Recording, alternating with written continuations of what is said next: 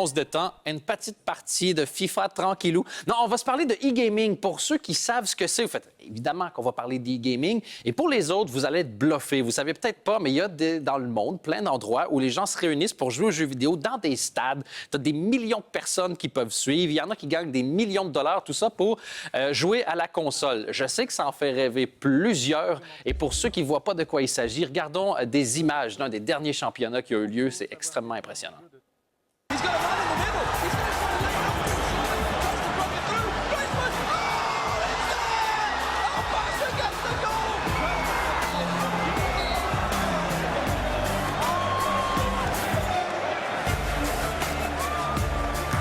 Et pour nous en parler, un spécialiste du jeu vidéo et un organisateur également de tournoi. Mesdames et messieurs, voici Greg Carrette et Jérémy Gossens.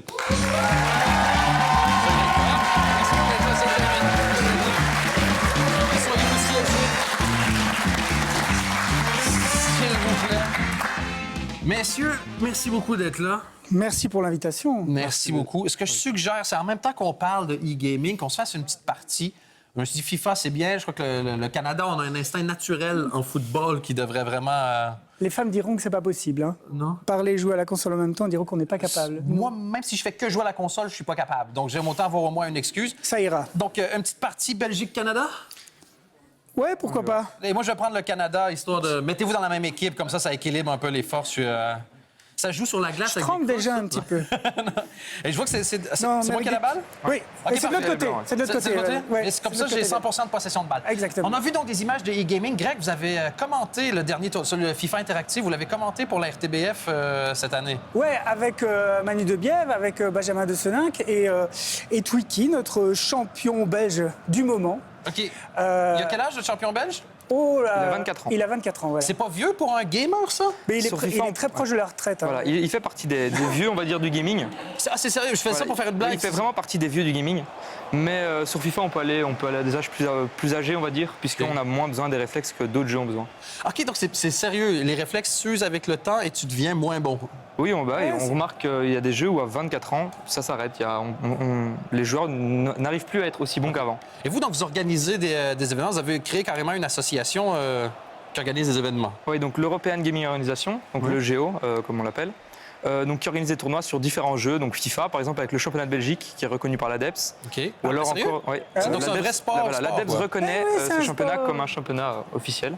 Ah ouais? Et puis on a des tournois Call of Duty, d'autres tournois FIFA, etc. On a sur à peu près tous les jeux. Et Greg, vous suivez ça de près. Il y en a qui arrivent carrément à gagner leur vie avec ça. Ouf. Si c'est de moi qu'on parle, c'est pas beaucoup, mais non, clairement, mais des bons évidemment. joueurs, Évidemment, on a des joueurs qui gagnent des milliers, voire des millions d'euros. On parle d'un vrai sport, on parle de vrais athlètes avec une hygiène de vie, avec des contrats, avec des transferts. Et effectivement, oui, quand on est un professionnel, ben oui, on gagne sa vie. Je viens de botter à 8 km au-dessus du goal. Ça compte? Ou c'est pas comme au foot américain? On va déposer un voile pudique sur cette question gênante.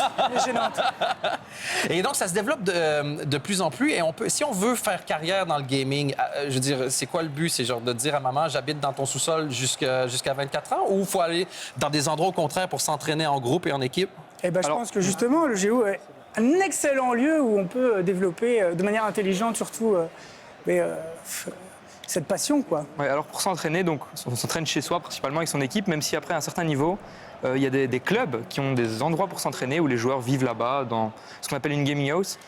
Vraiment, donc comme une équipe de foot, genre un centre d'entraînement, mais voilà, un centre d'entraînement de sauf que les console. joueurs vivent carrément ensemble, quoi. Il y a des gens qui s'occupent de leur faire à manger, de s'occuper d'eux, etc. Et eux doivent s'entraîner en équipe pendant des 12 heures par jour. Donc, etc. ironiquement, dans ces centres-là, les gens vont dire « Arrête de faire tes devoirs et retourne jouer à la console ». Voilà, c'est ça. Même si à partir de ce niveau-là, on va plus à l'école, on est joueur professionnel. OK. Et on a un salaire et il y a des joueurs qui gagnent vraiment des millions par an.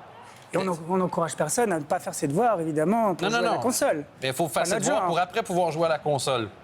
C'est moi ou je suis tout seul devant le gardien, là? Oui, mais c'est moi ou je te rattrape. C'est moi ou je vais... Tiens! C'est quoi le bouton pour casser les genoux? J'oublie toujours. C'est le rond. Les quatre en même temps. Les quatre... Tiens! Pêcheur! Tu vas dire qu'au hockey sur glace, ça ferait longtemps que tu aurais reçu un coup de crosse sur le côté de la tempe. Et on n'encourage pas la violence dans les sports. Et on se serait mis d'accord entre hommes, évidemment, sur un... Là, moi, je m'amuse beaucoup en ce moment à jouer, mais je vais poser une question vraiment naïve de néophyte. Oui. C'est quoi l'intérêt de regarder ça? Il y a des gens qui sont vraiment fans de certains joueurs, et donc du coup, ils viennent voir ce que leur joueur préféré pourrait faire. Et puis, comme on peut considérer ça comme un sport, comme le foot, etc., il y a vraiment des gens qui suivent ça. Il y a des moments stressants, il y a des moments où le joueur fait une action vraiment belle, qu'on ne peut pas vraiment comprendre si on ne suit pas l'e-sport, mais il y a vraiment des belles actions. OK, voilà, on peut gagner sa vie avec ça. Ouais. Et on a des fans. Est-ce qu'il y a des groupies? Ouais, donc comme Genre, je dis, genre des filles qui suivent, faut comme... Wouh, ouais, il y a c'est des joueurs. Dan 06. Il y a des joueurs où ils ont des fans qui achètent leurs maillots, qui les suivent tout le temps, qui se déplacent à des tournois pour les regarder jouer et qui demandent vraiment des photos, etc. Il y a des joueurs qui ont une fanbase énorme, avec des millions de personnes. Et est-ce qu'on a déjà vu une fois une fille? Alors en Australie, donc sur Call of Duty, Bien sûr. Je crois que la question En n'était pas Australie, finie. en Australie, il y en a une. En Australie, sur la Pro League Call of Duty, donc un jeu de guerre, eh ben, il y a une fille qui est dans les équipes de la Division 1.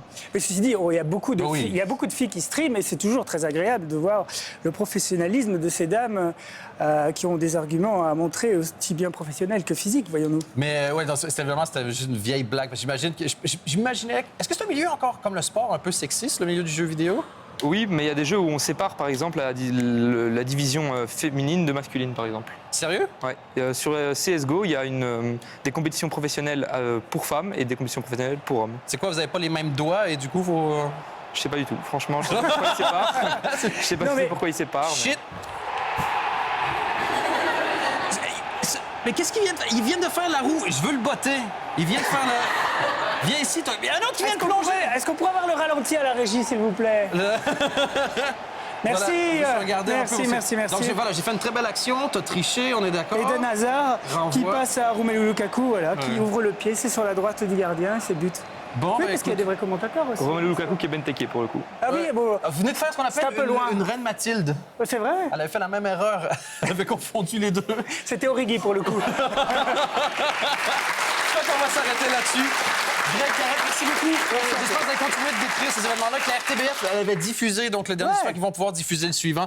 Et Jérémy, donc on rappelle juste sur Twitter et Facebook, on peut suivre, j'imagine, votre Oui, donc, organisation. le site internet c'est egorganisation.com et le Twitter c'est ego_Brussels. Donc on ne glande plus devant la console, on prépare son avenir. Tout à fait. La F1, c'est terminé. C'est fini, vous avez gagné par forfait. Tout va pour l'e-sport. Merci beaucoup.